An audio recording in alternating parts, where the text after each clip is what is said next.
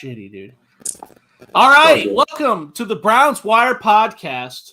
A little bit of a late start. Technical issues on my part. We got cows out in my backyard, but we're here. We're doing it. We're talking Jeremiah Owusu-Koramoah with one of my old college teammates, a dude I haven't talked to in like 4 years, 3 years? It's been a while, man. Yeah.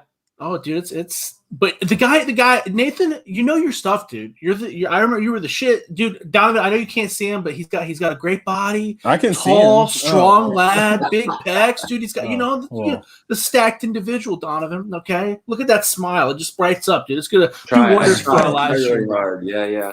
I love it. Former Valparaiso defensive lineman, now writing for Sports Illustrated about the Fighting Irish. No one is going to be able to give us a better breakdown on Jeremiah Owusu-Koramoah than you. How you doing, buddy? I'm doing great, man. Happy to be here. Obviously, love to see the Valpo connection here. My former running back teammate here. You know what I mean? So I'm really excited to be here, and I love talking about Notre Dame. So Owusu-Koramoah, my kind of claim to fame right now is being. He's supposed to be a first-round guy, and when he started dropping, all this random stuff started coming out on Twitter about he's not that good, it's whatever. And I was like, it's got to be a medical thing. You know what I mean? So to see down the line that it was a medical thing and they were able to clear it up made me feel a little better because people saying that he didn't look like a first-round guy made me kind of question what I thought I was seeing, and he's definitely a first-round guy. All right, I saw you tooting your own horn and being a little braggadocious on Facebook. Have to. Congratulations, yeah. We also got, as always, my co-host Donovan James. Donovan, how you doing, buddy? The mustache is coming in real well, dude. Dude, I shaved all my hair, bro. Oh, dude, are you kidding me? Look at that. Why'd you do that? You had gray hair. I'm going to Vegas on Sunday, and I just want to be clean for the weekend, dude. I'm going to Vegas on Sunday. I fly out there with my girlfriend. We're going to Vegas in California. So I wanted just to start. I had way too much time on my hand this weekend. Basically, I was playing Xbox all weekend, and I just wanted to start from scratch. I don't know. I was like, I'm gonna look like a. I love that. I love that. I'm bald now, and just to have a mustache. So I just like to switch it. You know, Josh, I just switch it up sometimes. No, I'm blown away at that response. Donovan, why'd you shave your head? Well, I'm going to Vegas. I wanted to be clean. That's I'm getting my second COVID shot on Wednesday, and just clean slate, man. New dawn. You're staying at shit. You're staying on Fremont, right? Yeah, you're not staying on the Super Seal. No, I'm staying at the D on Fremont. That's my spot, man. That's my spot. Shout out to I love that part of Vegas. Fremont is wild. Old dude. Vegas. Yeah, it is. Yeah, my girl's never been to Vegas at all, so it's gonna be a shit show for her. No shit, dude. Everything just opened back up through there. So the concerts, we're going to Zed's playing next weekend. Oh, wow. So if you guys listen to that stuff, yeah, you're gonna have a blast out there. Yeah, I'm excited, man. Vegas is always dope, dude. Love Vegas is always a blast. Well, I'm glad you're back with us again. We got some technical difficulties, but we're rocking and rolling. Let's go ahead. Let's dive in. Let's talk some Cleveland Browns football, some Notre Dame football. Nate, I don't know how in tune you are with Cleveland Browns Twitter, or if you've been paying attention to what they're saying. But obviously, the big debate. Let's get it out there. Let's get out in the open. The big debate is he a linebacker or is he a safety? Yeah, good question. Is that you're just handing it off to me there? Yeah, dude. You want to hear? You want to hear my Donovan and I's take first? Yeah, you guys tell me what you think, and then I'll tell you how I view him. Okay. So first of all, for the record, I don't think it really goddamn matters.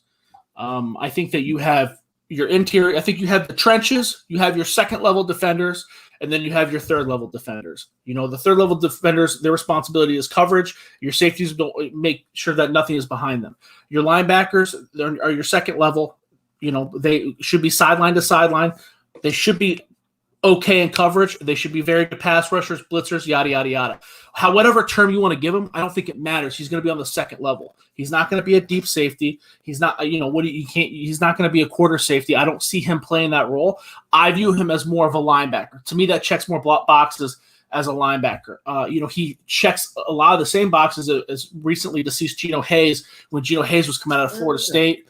Obviously, Koramoah is way more athletic.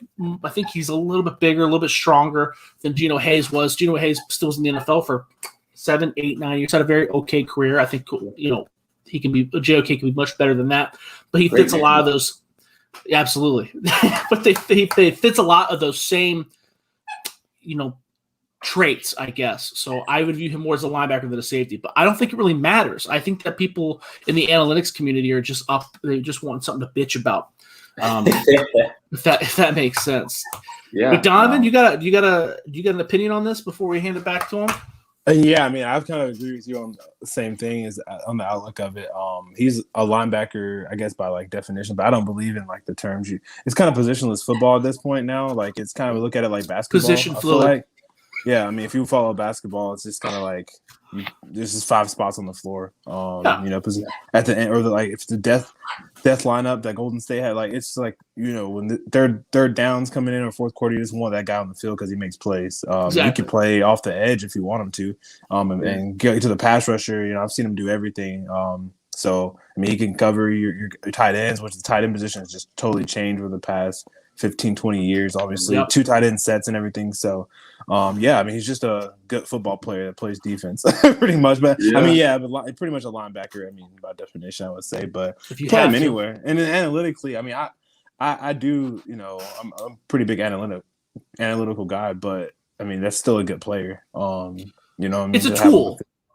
He's a 3-down guy, though. So, I mean, you want to draft a guy that high that can play all 3 downs and even play on special teams if needed or something like that. So, I mean, he's better than a special team player. I'm just saying, that's a guy that can play every down for you. So that's not somebody – it's a value guy. I'm all about value, man. But you're not an analytics nut, though. It's a tool that's in your belt, and it's a piece of the puzzle. But, you watch a lot of football, and I feel like most of your takes are football related rather than analytical. I try to be. My major was sports marketing analytics, so I try not to tell people that because they're gonna assume I'm analytic. I know. See, that's the reaction I get. What's your major? Sports analytics. Oh God, but no. Josh knows me well. You'd have to know, if you talk to me enough, I do rely on analytics and value a lot and numbers. But I mean, at the end of the day, I watch the games. You know what I mean? And this is a guy that I watch a lot, especially because I'm a USC fan. So I mean, he's definitely throwing it our side a little bit. Happy to have to play him this year. So absolutely, yeah. But Nate, what do you think, man? Yeah, so I think between Josh and I both, and Donovan, I don't know if you played at all. I think if you've ever played football at the college level, no matter what it is, you probably just don't like analytics, right? Because it's too much.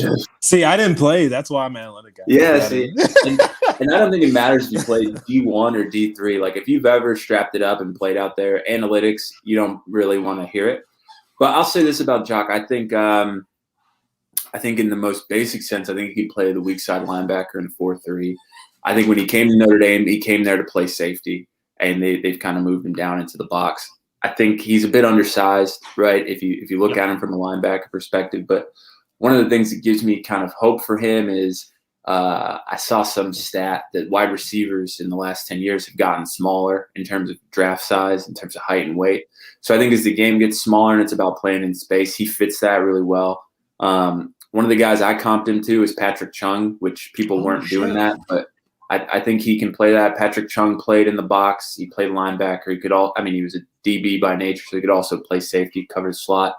So I've seen JOK do all those things at Notre Dame, and I think he can do that. I think he can line up in the box on the weak side as a safety. I think he can cover in the slot. I think he can cover a number 2 man-to-man. I think if you need him off the edge, like you said, he can do that. I think he can do it all. It's like the Swiss Army knife of players. Yeah. But I think, if you try to box him into something and say, okay, this guy's going to be a 4-3 linebacker and we're going to need him to stack blockers and get to the run, that's not really what he's good at. So no, I think he, like I said, I think Patrick Chung is probably the best fit for him. Okay. So you do lean if you had to pigeonhole, and I think we're all on the same page. No one really, we kind of just throw away the positions, right? We don't really care. But if you had to pigeonhole him, you would say probably more safety than linebacker due to his inability in traffic and lack of size. Absolutely, yeah. I think when he's making plays in the run game, he's making them from the backside, or he's slipping through and getting on guys. Like again, he's not your guy that's gonna. And not saying he can't do this and he lacks the heart to do it. I see him do it. But like, if you're looking for a guy where his power run to his side and he's going to stack up with a tackle or a guard and shed and make the tackle, Look, if he does it, great, but I don't think that's where his consistency lies. I think he's making plays, kind of knifing in on his zone read type of thing. Is there any tape of him doing that? Because I tried to watch as much as possible on him because this is a guy I really liked. I don't see him shedding blocks at all. I've seen him work in traffic, but he, like you said, it slices through. A guy that we talked about recently on the podcast being very good at that was Darren Lee was good at that. Darren Lee, it's really hard to find any tape of him where he's actually shedding a block, but he's constantly making tackles behind the line of scrimmage because of his quickness, because of his speed, yada, yada, yada. But, I mean, do you see him ever line up, between the tackles and block shed or anything like that, or no?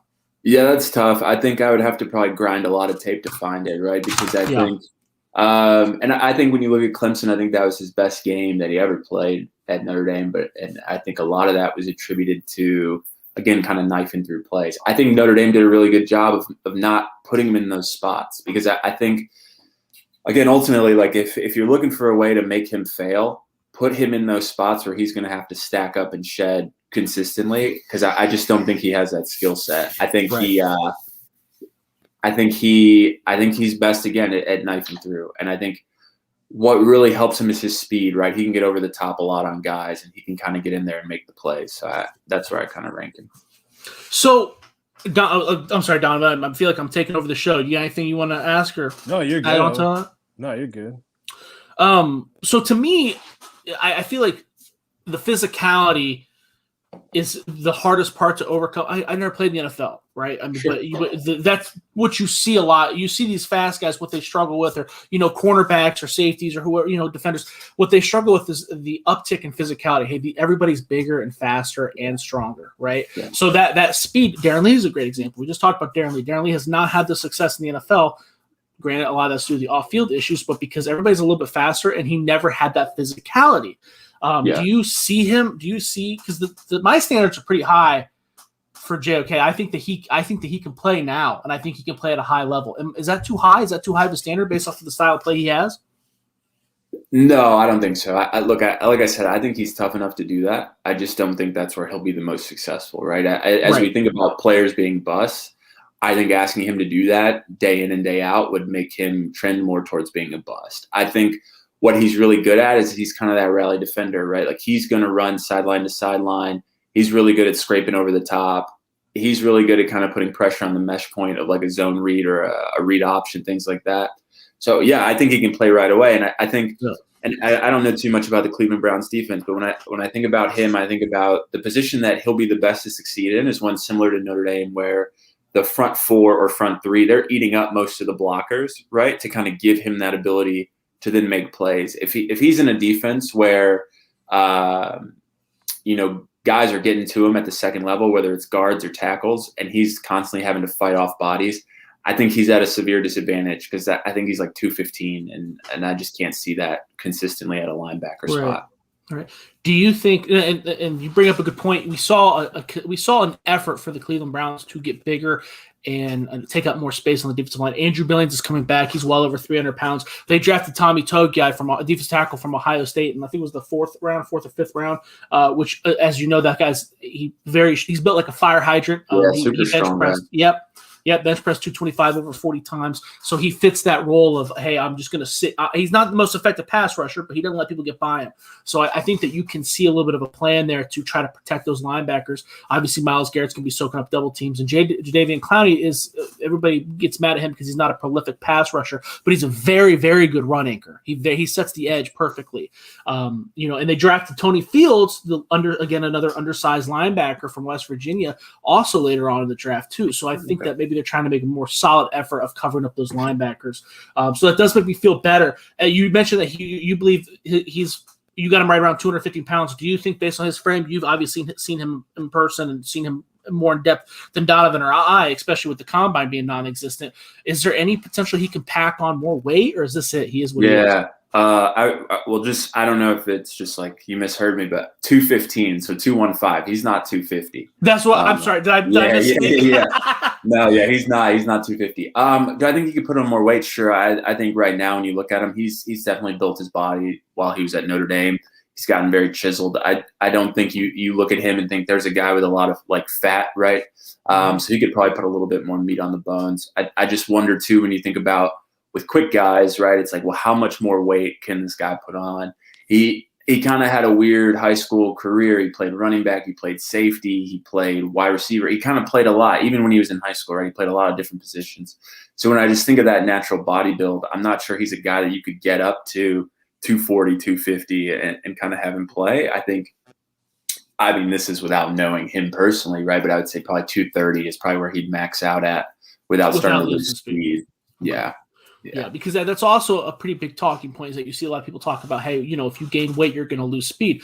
But I mean, that's not typically true unless you start going overboard with it. Right. Donovan, we talked about that a couple weeks ago because one of your high school sweethearts Donovan's very into recruiting, by the way. We didn't get the chance to talk about that before, but I can't remember who you were talking about a couple weeks ago, Donovan, but whoever it was gained like 10, 15 pounds, and then they didn't lose a step from when they enrolled. Oh yeah. And then when they got drafted, they gained like 15, 20 pounds. I think I was talking about Asante Samuel Jr., which is crazy because a lot of people, he's still small, but like, yeah, he was like 160 when I saw him at the opening. Wow. That's right. And his 40 was faster. It was faster. Yeah. When it was at the open. And he's a lot bigger, man, than he was. I mean, he's 160. So I mean, like, I think he was like 160, like soaking wet too, because he looks smaller than that. But, I mean, so it is possible. Yeah. It is possible. We've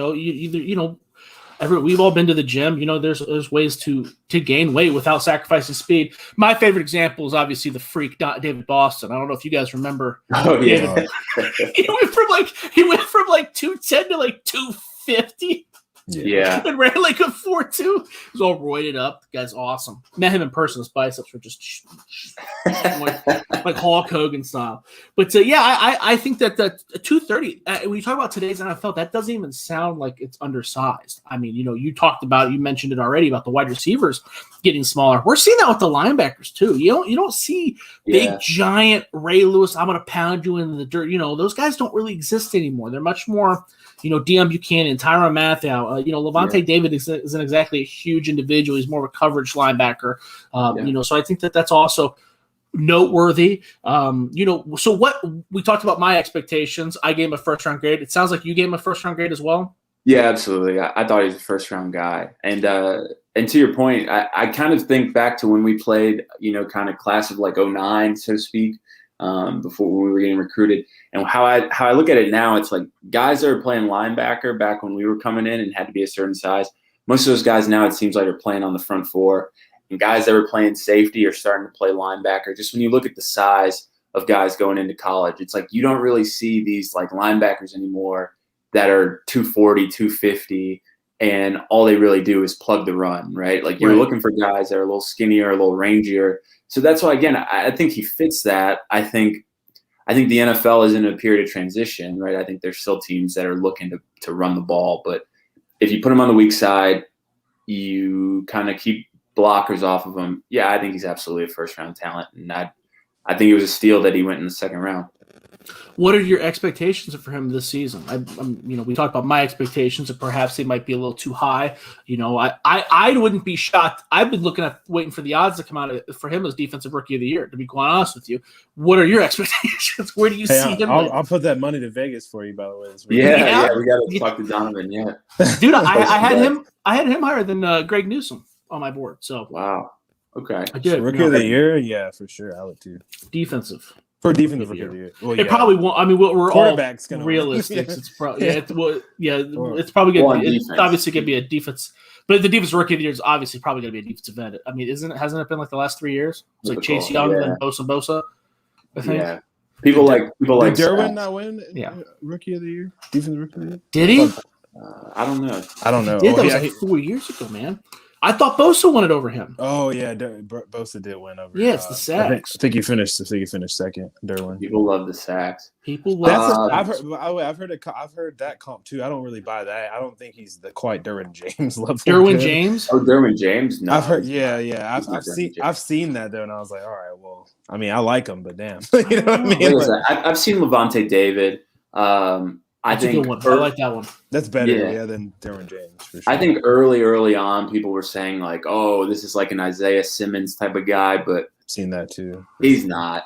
Isaiah Simmons wasn't he like 250? Like he was pretty big. He's like 6'4", so even if he's not 250 right now, he's got the frame to be 235. He was 238. Yeah, I don't know if that's the best comparison. And running like a 4.3.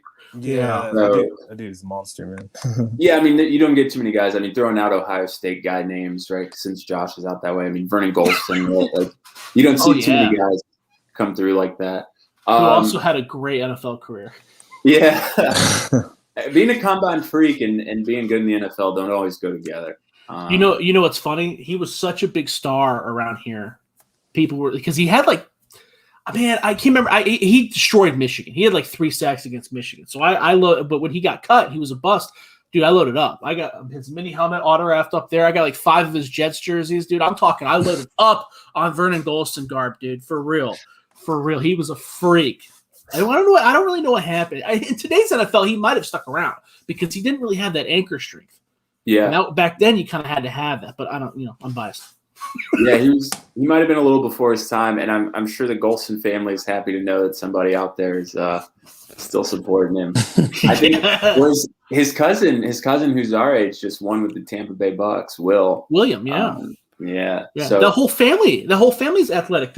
I think his uncle before that was Eric, who also played offensive line for Ohio State, and I think he won a couple Arena Football League championships with Kurt Warner, the Iowa Barnstorm. I think the whole family's full of athletes, but I don't know. Yeah, I just take a little bit of that DNA. It would be great.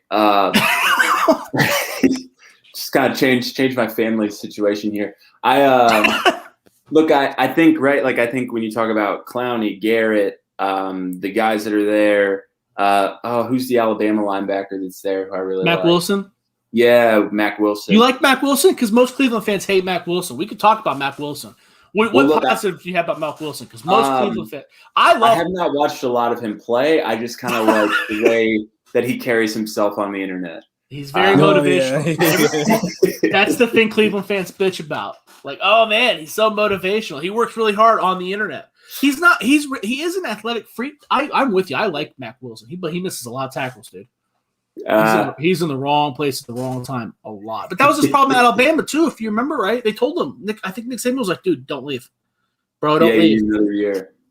Yeah. And so that gives me a good chance to segue, right? I think so, JOK. I think he's really, really, really good at his football instincts and making tackles. I think where you see him struggle is, and I don't know why, but sometimes it's like he wants to deliver that big hit. And he's got a big hit he delivered against Florida State that everybody likes, but he starts to fall into this trap sometimes of like kind of torpedoing or throwing his shoulder into guys and whatever. And at 215, you're not knocking a lot of guys down. Especially in the NFL. You're right. But I think a lot of times, right, he flies around the field. When he's able to get over top a runner, he's a sure tackler, right? Like if he's able to throw both arms and shoot and wrap up, he is almost one of the surest tacklers I've seen in a long time. It's just where he gets into trouble is when he starts trying to throw himself at guys. And really, he just doesn't have enough weight. I mean, look, he's got some big hits. He's got some explosive hits. But, like, if he starts getting caught up in that, like, oh, I'm going to throw my shoulder into this guy and lay him out, like, no, I don't think he's going to be too successful. And that's the difference between someone like me who has watched 2, 3, 4 of his games and someone who like you who's watched him his entire career. Because I saw that physicality. And Donovan, you remember when I gave out my first scouting report, I was like, the guy's a tackler. He hits like he's 230, even though he's 215.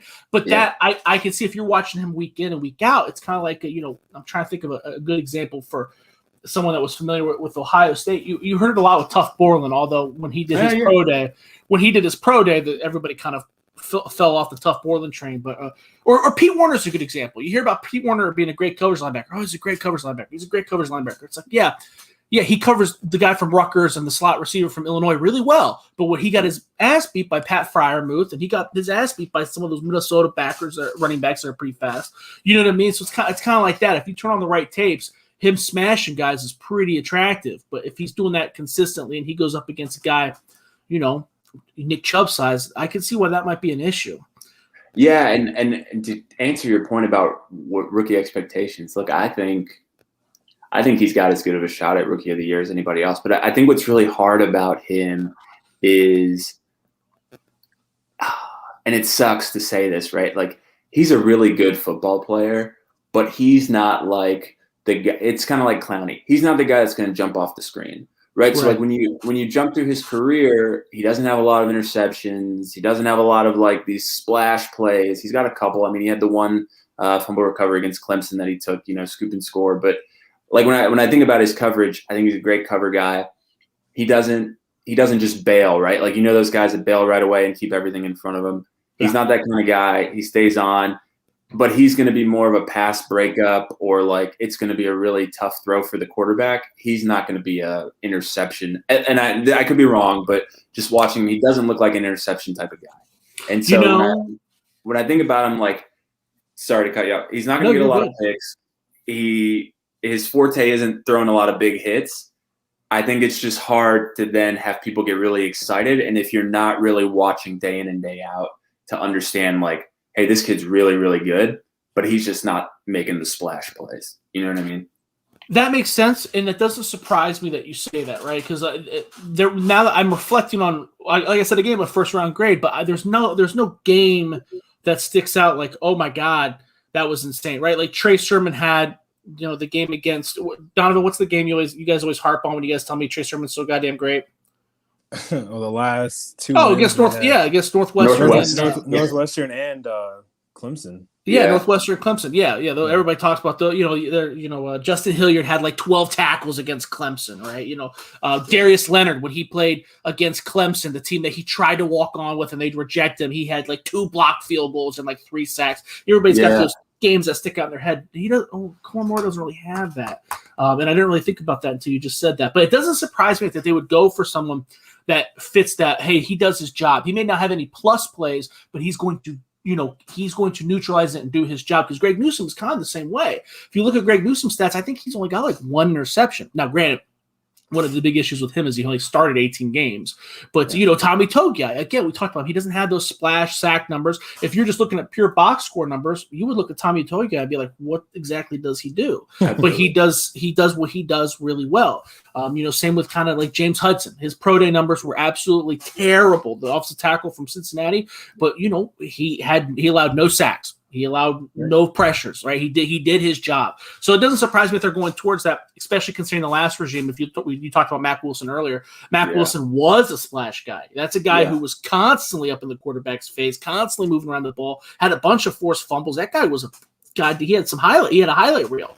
So I can see that. Dorsey really loved the highlight reel guys. And I think this is like, again, like I'm not trying to, diss Koramoah here at all. I think he's great. No, we want you to be. That's the worst thing in the world, though, is when people come on and they talk about somebody they cover and they give you no cons at all. It's all pros. It's no cons. Everybody's a Hall of Famer. So we want you.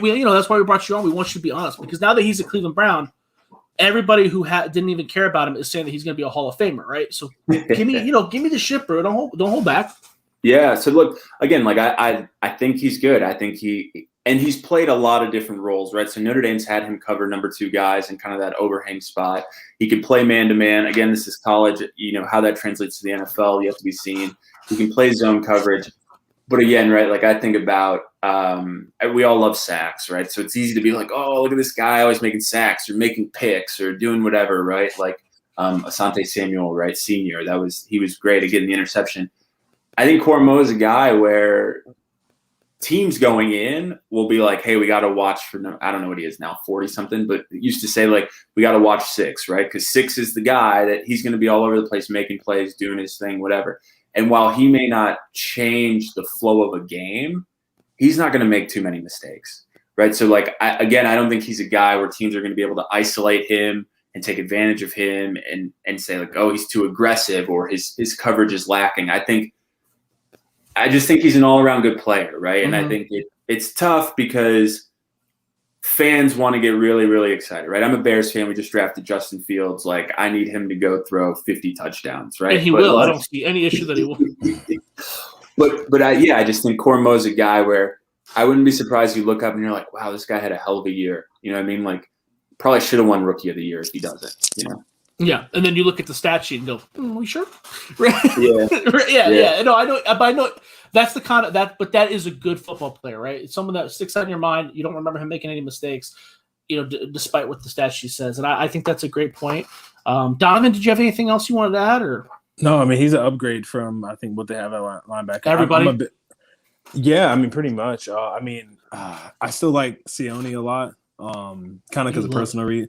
I know him though, so it's still... You're so biased, dude. Yeah, I know. So I try not to be, but I'm rooting for him. Is what I'm gonna say hard. But Mac is obviously, I feel the same that way Nate feels about him. He's a splash, but he can stay healthy for full season and kind of get his group together. That'd be nice to see him with JOK at linebacker is pretty good, and you still have Malcolm.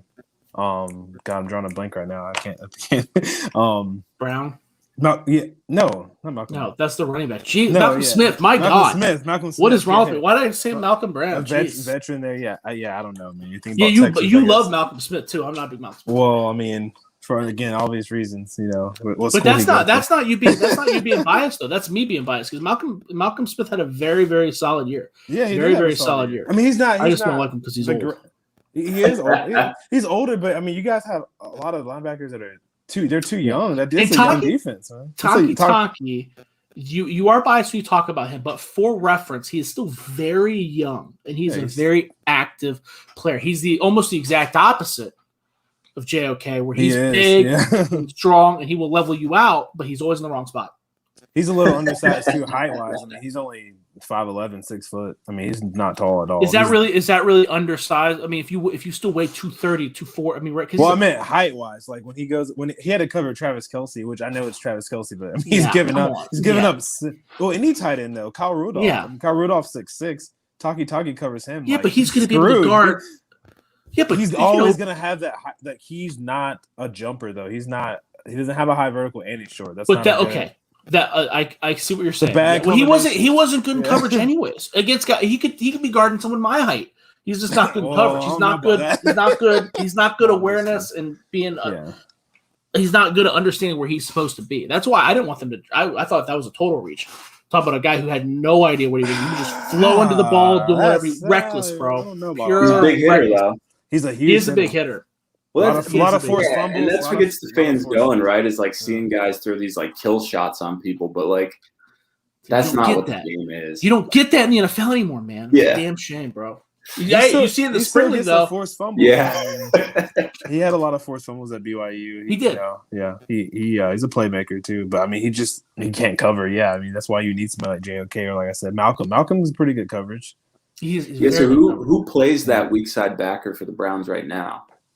So your three linebackers, and there's not really a penciled in role for either of them because that's why they drafted two, because they're in a state of transition. But you had Malcolm Smith, Jacob Phillips. Jeez, yes, who was a rookie out of LSU last year, third round pick, who was probably the best linebacker, to be honest with you. And then the other player was mostly Taki. Mac Wilson didn't really play a whole lot, but they didn't really. The Browns don't really play three linebackers. They need to play Sendejo. They played a lot of nickel defense. They only played two linebackers, and it wouldn't surprise me if they go with one linebacker moving forward. They're not. Not a linebacker laden team. I would love to see Jordan Phillips, Mac Wilson, and JOK together at linebacker. Honestly. And that might be the case because that gives you two pure talent. Linebackers, and then the defense, a rover kind of. Exactly. Yeah, that's why I would like that lineup if they can all stay healthy and get it together. I mean, I like Malcolm too, obviously for what he can do with veteran leadership. I know Josh, your team's pretty young. You can't have all guys like 25. No. I just you know how it is. It's kind of like it's kind of like. You gotta have that. He's the most consistent linebacker on the team. I know you said Phillips is the best. That's true. But Jacob Phillips is the most talented. I think JOK is better than Phillips too, though. They're just different players. I think if you're a team that's running a lot of nickel or like sub package, I think almost if you want, right, given the linebackers that you have, if they're actually like solid, you could move JOK to that box safety role. Right? Like he could kind of play that. He doesn't, and so again, you don't have to necessarily lose talent by taking a linebacker off to leave him at linebacker. You can move him to that box safety, keep the linebacker that you want, and still have the same run coverage, pass coverage strength that you would have otherwise.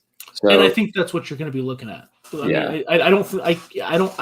This is off the top of my head, but I don't think that there was any game where the Browns started three linebackers. Gotcha.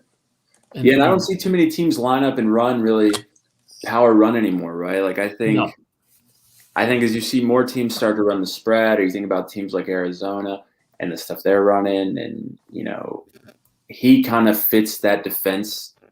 Yes, the defense for that perfectly, right? Like where he could run sideline to sideline with a Kyler Murray or a Lamar Jackson. Not saying he's as fast as those guys, right? But he could provide the pursuit, be a rangy defender, that type of guy, and not hopefully let them kind of get outside of him. And at the same time, he could cover a tight end if needed. I don't know if he could cover, Travis Kelce or anything. No one can. Donovan was being too harsh.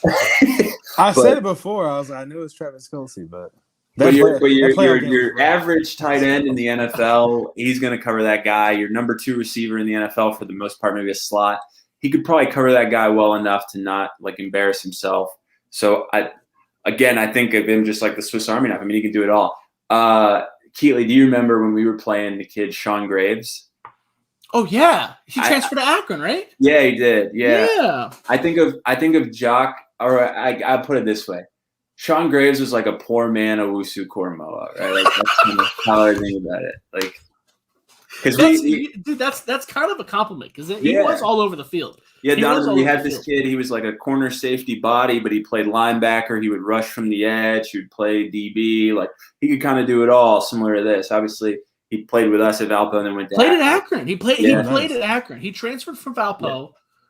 I don't remember what happened there. That might be an off-pod topic. But if I remember right, he was playing, and then for some reason someone got pissy, and he didn't play as much anymore. And he was like, "No, I'm going back home. I'm going to Akron," because he went to school with Lovelace. Yeah, right? Yeah, he did. Yeah, and he got pissy because he didn't get no playing time, or they took away his playing time, and they transferred to Akron, where he actually played. Yeah, he played because he was a good athlete. He was very, like you said, he had pretty good size. Was long. We're playing division. At the time, it was 1AA. I think now it's FCS.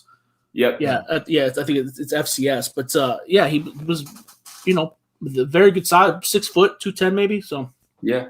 So I think of him that way. Like again, I can't tell you anything he's great at, but I really can't tell you anything he's bad at, other than maybe taking on offensive linemen. I mean, which he's not gonna have to do. Yeah, exactly. Yeah. I agree. I think that's a great run out. I love the Sean Graves comparison. Whenever you want to come with an old school Valpo comparison, I don't care if no listener get. You know what? 4 of our Valpo friends will listen to this and be like, "God damn, that's a good one." Yeah. Old Sean Graves. Hope he's doing well. Dude, Donovan went to Mercer. Oh, really? I did. Yeah, FCS. Yes, school, Mercer. Yeah. So did we play Mercer? I know we played Marist. Yeah. Mercer, we were there. Mercer we didn't have a football team back until 2014. So no, you didn't play them. There's no way. I must be. I think I've said that like 4 times because I keep confusing with Marist. So Marist. Yeah, Mercer didn't. We only had a football team for like 7, 8 years. Well, it was like the 1918 team. Doesn't count. The way I was with Valpo was at a type, bro. Fuzzy Thurston. Yeah, Fuzzy Thurston. That was the only jersey, Donovan, in our weight room. That was the only jersey that was hanging up. Was Fuzzy Thurston's. Fuzzy Thurston. Really? Yeah, hold on. Let me see. When you guys were like basketball? I mean, I always Valpo 13 seed, man. Like that was like the basketball school. Oh yeah. We don't need to keep hearing it from you, Donovan. We know. We went to the high school. We went to the college parties where the chicks went straight to the 7-foot guys. Okay. I lived it. I don't need you to be telling me. Oh, I'm sorry. Yeah, I do. Don't bring up old memories, Donovan. But I thought I was repping Valpo, talking about the basketball team and like Fuzzy Thurston.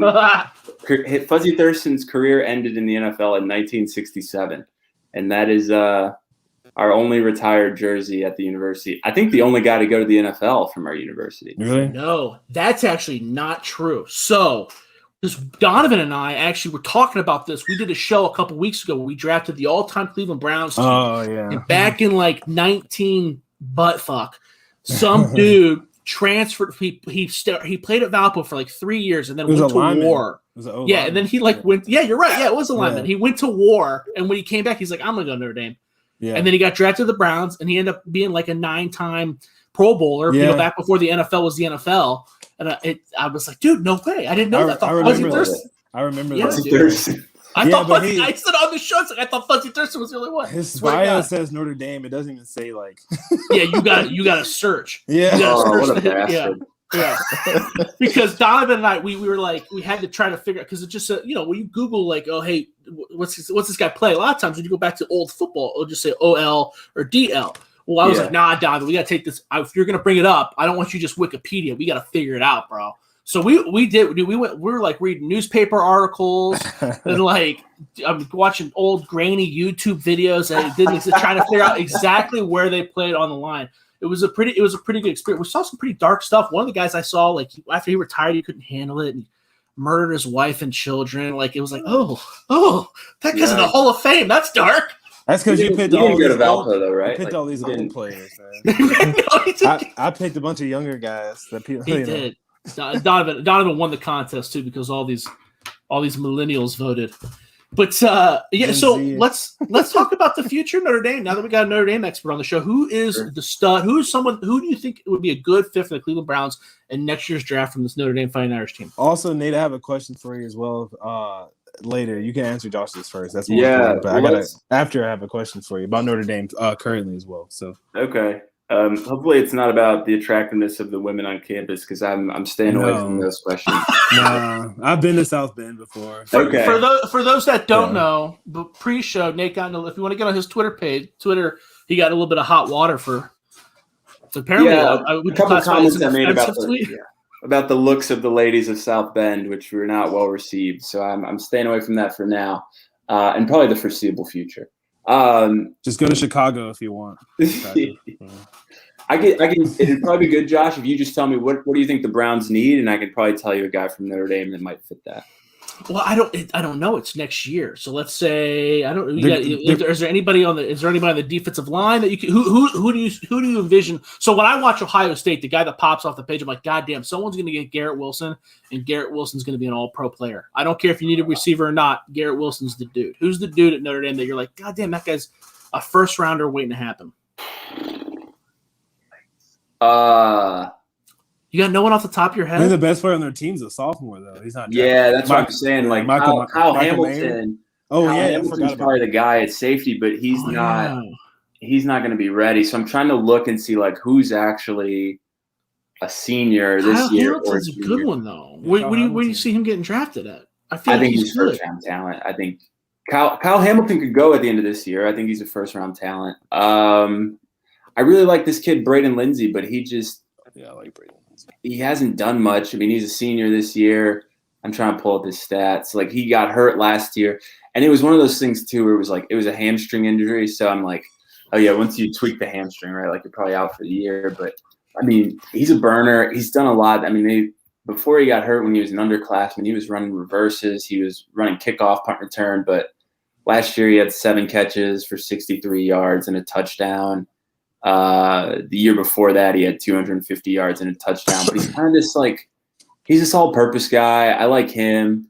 I'm looking through who I love is this kid Isaiah Foskey, who's a defensive end who I don't think Notre Dame is using appropriately right now. And he is a guy that could just get to the NFL and wreak absolute havoc. Like this kid, I think had like his first scholarship offer when he was like 14 from like Lane Kiffin. Like, he was just a monster. And so I'll put Foskey out there. I'll put Kyle Hamilton out there, Braden Lindsey. Well, let's explore this Foskey guy a little bit more. Well, how do you think that Notre Dame is using him improperly? That's a good I'm unfamiliar with his game. Yeah, so I'll send you some stuff afterwards.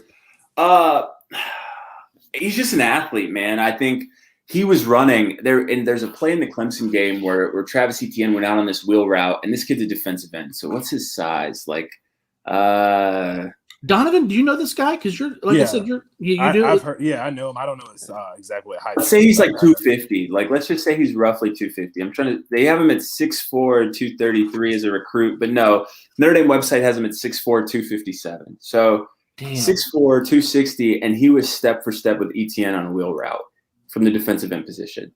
And so I'm just like, he's a freak athlete. Look, I think Notre Dame just needs to turn him loose and let him just wreak havoc on the quarterback. And I don't even care if it's just like you have no responsibility other than rushing the passer. I think he'd end up with 12, 13 sacks easy. Like, it just – They've had the Notre Dame has had a really weird run of highly recruited defensive ends that didn't really do much. Dalen Hayes, Donovan, wasn't it Dalen Hayes we're talking Dalen about? Hayes. Which one was it? Because they had two defensive ends that were draft eligible this year. One was like an all-star.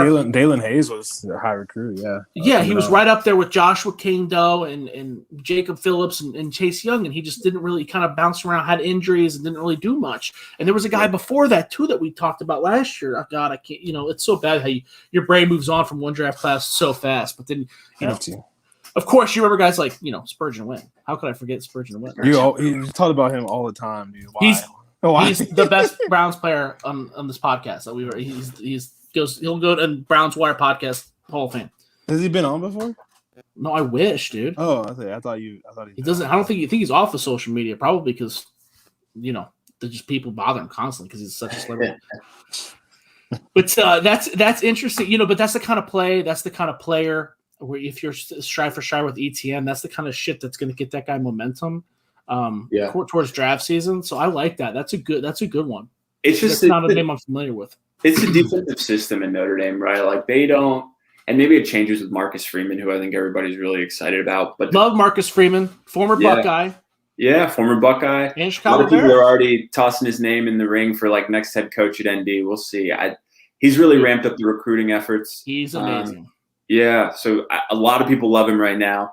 The Clark Lee defense, Clark just left for the head coaching job at Vanderbilt.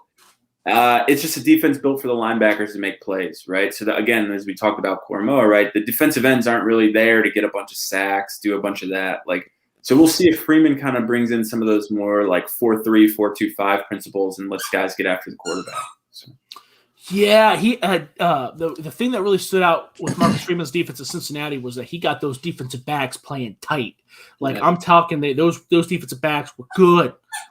They were playing hard. They were physical. He was only there for a couple of years under Fickle, but I think he's great. I think he's really intelligent. I'm being biased because he went to Ohio State, but he was a very intelligent player when he was at Ohio State too, because that's not a guy that checked a lot of boxes physically, as I'm sure you've already seen. You could tell when a guy has, when you look at Mike Vrabel, you're like, oh, that there's a reason that guy was a good football player.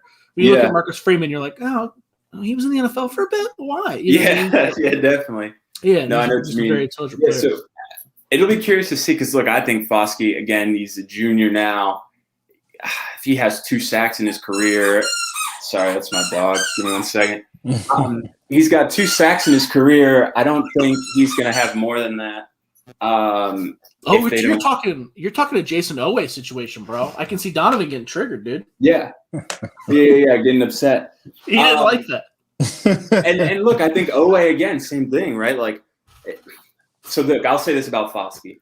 It wouldn't surprise me if he doesn't get a bunch of sacks this year and ends his career with under 10 sacks at Notre Dame, and then goes to the combine and freaking tests out of the gym. And some football team is like, okay, let's bring this guy in, and he has like a 10-sack rookie year. It just wouldn't surprise me if that ends up being the case because, like I said, he's a monster already. Run strive with ETN. Who's a first-round running back?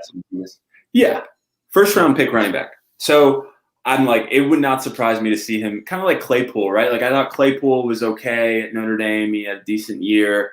Then he goes to the combine, tests out of the gym. Everyone's thinking, oh, this guy's a tight end. He's whatever. Proves, right? I don't know if he's a number 1 wide receiver yet, but he's a starting NFL wide receiver. And so I think Foskey the same way. Right coach, right system in the NFL. They're going to turn that kid into a monster. Chase Claypool's a good example too, because that was not a guy when you looked at, when you go to play Notre Dame, you weren't like, oh my God, that guy's going to destroy us.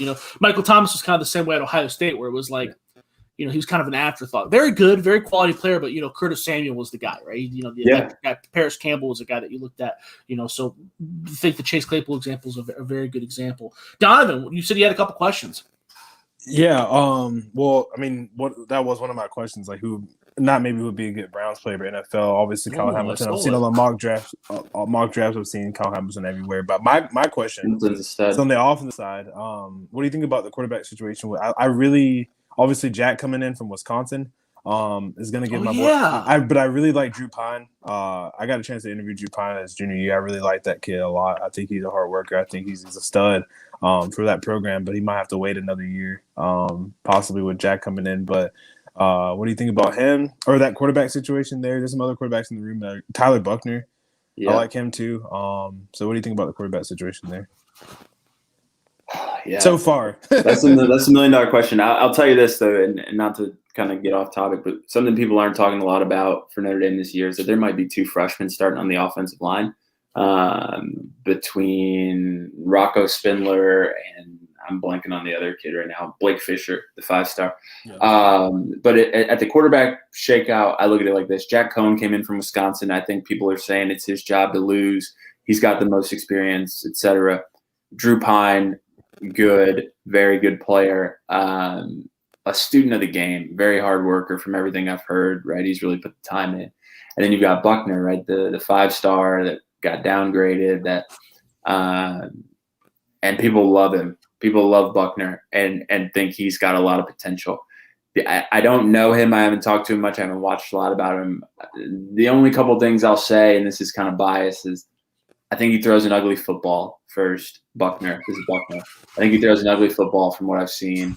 And then just through some sources, I was talking to some people, and he had an opportunity to go to St. John Bosco out in California because one of the knocks on him was that he played in a very non-competitive conference in California and ran up a lot of stats. And then that's why he transferred, but then with COVID, he ended up not playing and just was early enrollee. Anyways, he had a chance to go to St. John Bosco after DJ Ugalele left. And those coaches told him, hey, it's not a guaranteed job. You'd be in a quarterback competition, and he passed. So that to me just kind of gives me weird vibes for like a kid who's supposed to be a 5-star that doesn't think that he could beat out the 2 kids that are there now. That are not 5-stars. Yeah, that are not 5-stars. But there's a lot of hype around him. A lot of people like him.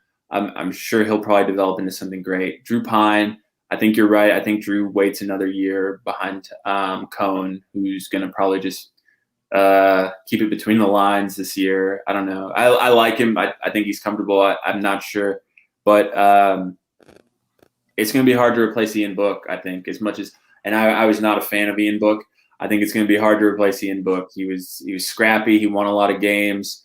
I think people like me are going to realize how much we miss him this year with a player like Jack Cohn, who to me is much more of your typical stay in the pocket. He's not going to make any scramble type of deals. So we'll see. Yeah, I would agree with that. I think Jack is definitely going to give you the best option not to lose a game. But, I mean, I would definitely want to – he could get hurt like he did at Wisconsin. I don't want him to get hurt. Yeah. And see Drew Pine come in. I think he's definitely a lot better down the field too. So, and he's a great arm. I agree with you on Tyler Buckner too, actually. So I'm really in the recruiting communities and I'm from California too, and I just wasn't I like him. He has a lot of potential, but he's just really raw right now. I never bought the 5-star hype with Buckner. And actually I heard the same things as you about the Bosco situation. That's funny. I didn't know a lot of people don't know that. Yeah. So yeah. I know. That's why I didn't want to give out names. But he passed on Bosco, and then he showed up to the one Elite 11 camp and was just like, his form was terrible or whatever. I don't know if it was Elite 11, but wherever he was at, right, and his form was bad, and then they kind of dropped him down. Look, I think he's a good athlete.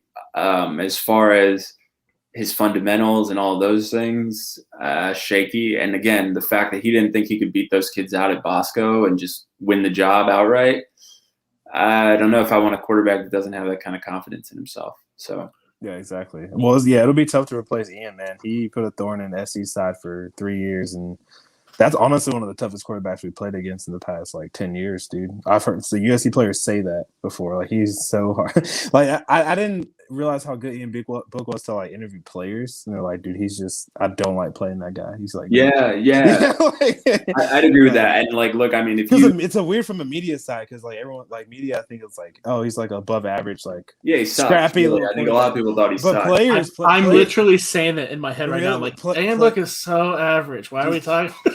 Players are dude. They just it's tough. But dude. Doesn't he feel like the kind of quarterback that you see all the time? That Darryl Clark at Penn State was kind of like that. Where it's God damn, that guy gets every 3rd and 1. But then when he leaves, they just kind of get. He's just average enough to where if you have a shitty quarterback, you notice. But if you can find a quarterback who does the job just as well, but maybe not with the same kind of plays, right? Like Trace McSorley is another good example. I keep using Big Ten examples. That's a good one. Trace is a good one. Yeah, but it's like he was an okay quarterback. If it was 3rd and 1, he would get it for you 75% of the time. Yeah. But though that 75% of the time, he would break 7 tackles. He would scramble around for 30 yards. He would fumble it, pick up his own fumble, throw it to himself. Yeah. It was every play was just exciting. But Jack Cohn, he may just quarterback sneak and get to 3rd and 1. His percentage might be just as high of being successful in that play, but it's just not as sexy. It doesn't stick out in your mind. Darryl Clark was kind of like that. Trace McSorley was kind of like that. JT Barrett was like that at Ohio State, where it was like everybody talks about JT Barrett like he was goddamn Terrell Pryor. And it's like, no, man.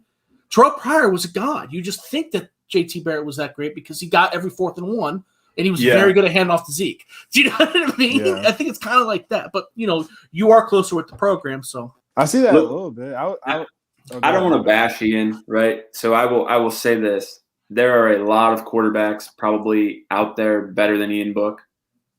But when you turn on that tape and you watch some of those games and you see him scramble and, to your point, like McSorley, do some really dumb shit one play and then the next play do something amazing and it ends up winning the game, it's just kind of hard to be like, to Donovan's point, like, he's a tough guy. I'm sure the players, a lot of them are just like, look, I looked at him too. I didn't think he was as quick as he was. I didn't think he was as shifty as he was. I didn't think he could do a lot of the things he was doing. And I think there's a reason why he got drafted where he got drafted, because I think someone like Sean Payton probably sees a lot of potential in him.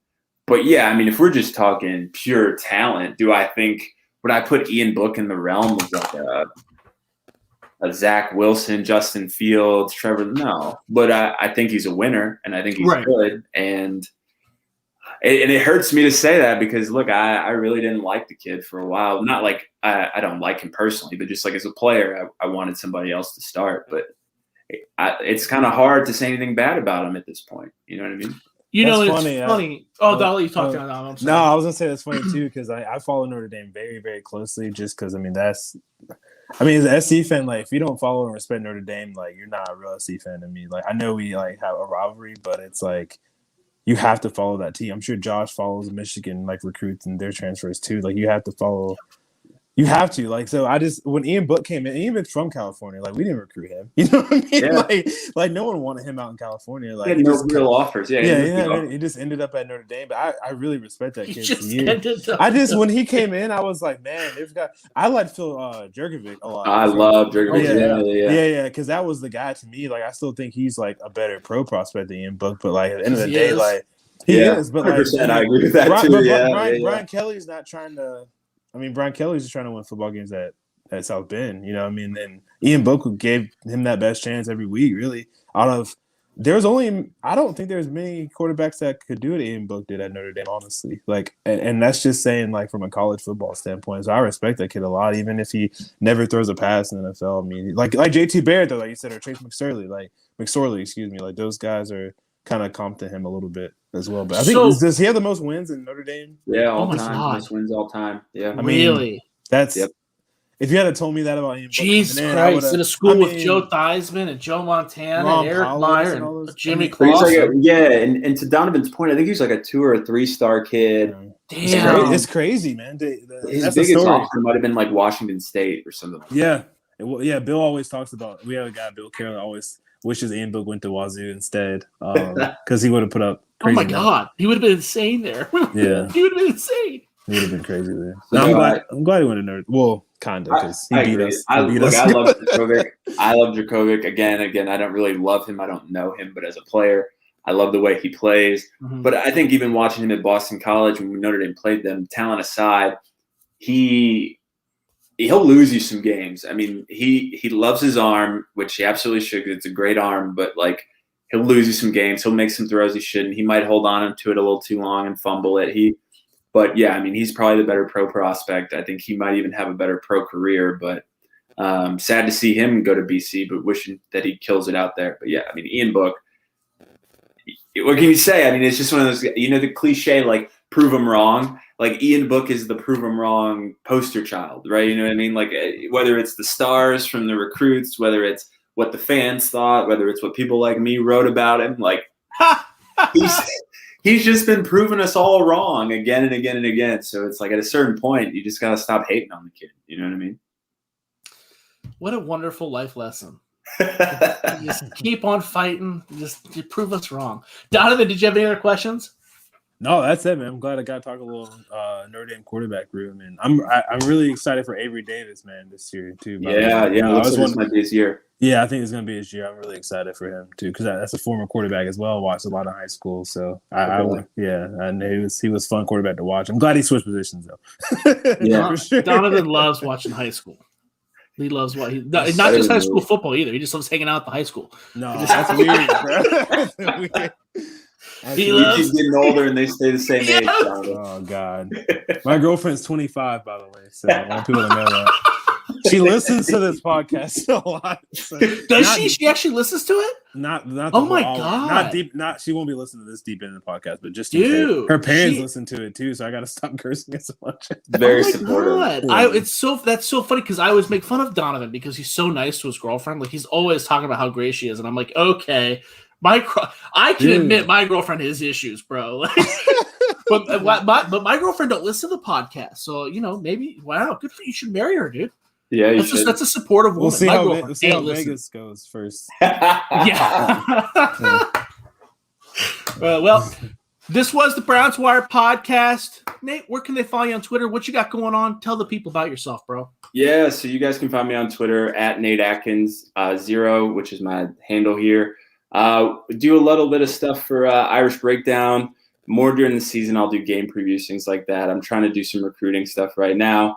Occasionally, you can find me on ESPN Radio out in Louisville. I do a couple hits there. Yeah, I do a couple hits with the Coach Valdano, and so I'm just trying not to bash Ian Book anymore or the women of South Bend. I've learned my lessons, so you can find me there.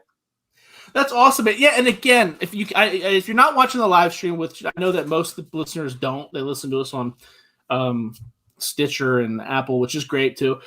Nate is a great athlete. You can see just by looking up. Google him. He's a great. It helps with we have so many people on the show who have never taken a snap or they look like me with multiple chins. But it helps to be able to have someone on the show who was there and you played defense. You were there and you're writing now. It's just it helps. It gives you some extra pizzazz to your work. So everybody go out and give him a follow. Check out his work. We'll be sure to spread the word. Donovan, what do you got going on, dude? Because I know the last time we talked, you said you're working on your 2022 mock draft.